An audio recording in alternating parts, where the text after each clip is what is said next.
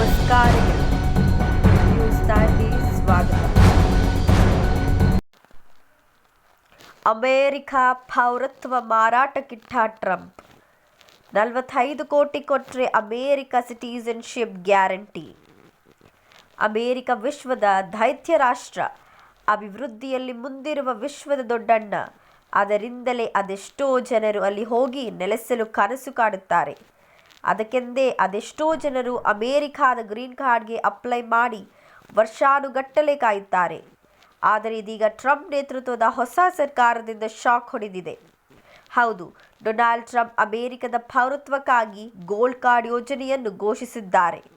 ಈ ಯೋಜನೆಯಿಂದ ಅಮೆರಿಕಾದ ಖಾಯಂ ಪೌರತ್ವದ ಕನಸು ಕಾಣುತ್ತಿದ್ದ ಅದೆಷ್ಟೋ ಜನರು ಕನಸು ನುಚ್ಚು ನೂರಾದಂತಾಗಿದೆ.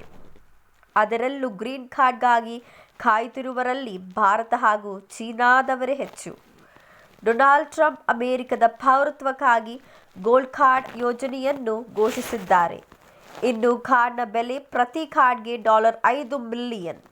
ಈ ಉಪಕ್ರಮವು ಪ್ರಸ್ತುತ EB-5 ಕಾರ್ಯಕ್ರಮವನ್ನು ಬದಲಿಸಿ ಶ್ರೀಮಂತ ವಲಸಿಗರನ್ನು ಆಕರ್ಷಿಸುವ ಗುರಿಯನ್ನು ಹೊಂದಿದೆ.